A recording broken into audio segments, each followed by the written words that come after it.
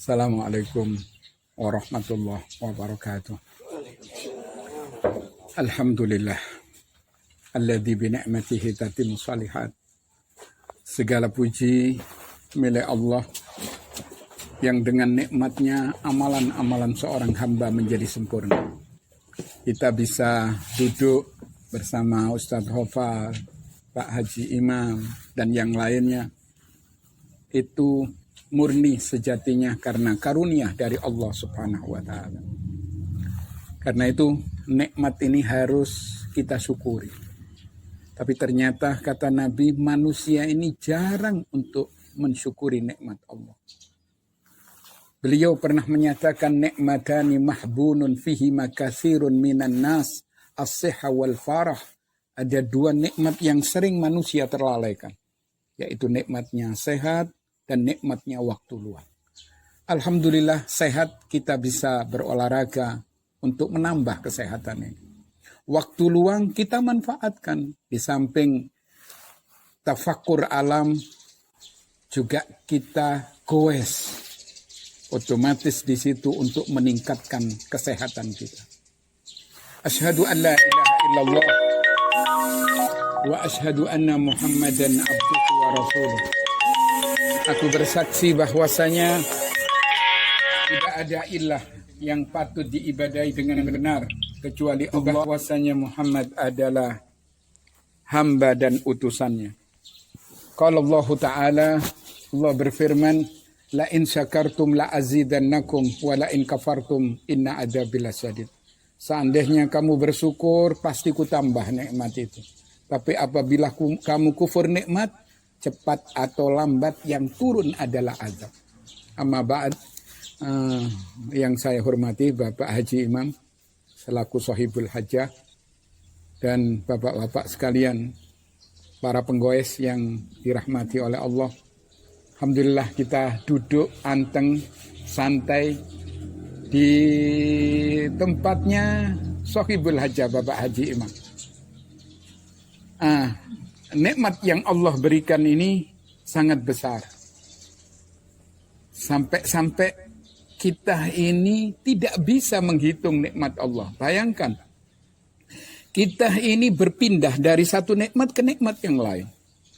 Adapun ujian berupa sakit itu hanya sebentar. Satu contoh misalnya orang sakit gigi. Tidak ada orang sakit gigi sampai 10 tahun.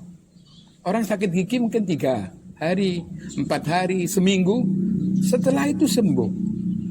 Adapun kenikmatan ini terus kita rasakan.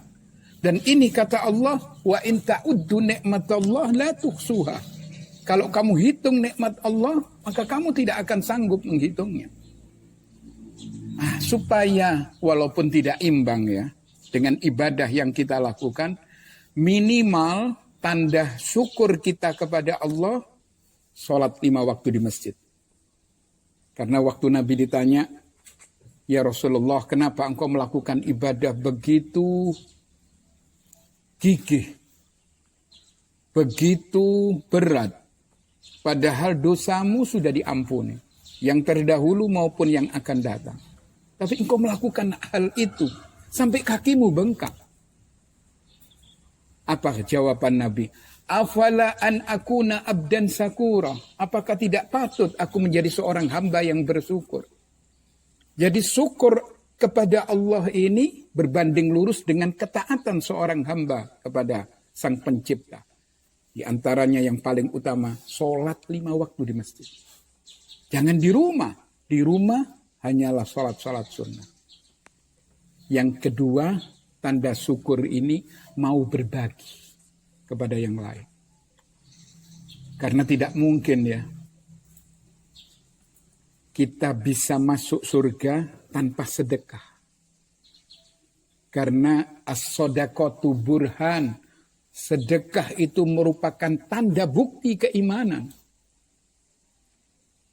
Dan tidak mungkin ketika Allah menciptakan neraka, ketika Allah menciptakan surga dengan segala kenikmatannya, Allah langsung mengatakan kepada surga, qalaha, wahai surga, hendaklah kamu berbicara. Maka surga ini mengatakan, Inni haramun ala kulli bakhilin wa munafikin wa riya. Aku ini haram dimasuki oleh 3 kelompok manusia. Yang pertama, orang medit, orang bakhil, orang yang tidak mau berbagi. Allah tidak mau. Bahkan surga pun ngelepeh. Yang kedua, orang munafik. Orang yang zahirnya beriman, tapi batinnya kufur kepada Allah. Kemudian yang ketiga, ar-riya. Orang yang suka pamer dalam hidup ini. Apa yang kita pamerkan? Semua itu dari Allah. Kekayaan yang kita terima itu murni dari Allah. Kalau Allah mau menghapus, mau apa kita? Karena itu, hendaklah orang-orang kaya ini banyak mengatakan, hadza min fadli rabbi. Kalau ada seorang mengatakan, alhamdulillah, antum bisa beli ini, bisa beli itu, bisa punya tempat yang indah, berganti-ganti mobil. Kalimat yang harus diucapkan apa? Hada min fadli rabbi. Ini semua adalah karunia dari Allah. Naam, hadirin yang dirahmati oleh Allah, tentu yang kita harapkan kepada Allah, kita menjadi manusia yang bersyukur. Karena orang yang syukur nikmat itu jumlahnya sedikit. Sampai Allah menyatakan wa qalilun min ibadiyas syakur. Sedikit sekali dari golongan hamba-hambaku yang bersyukur. Demikian saya kira. Wabillahi taufiq wal hidayah. Wassalamualaikum warahmatullahi wabarakatuh.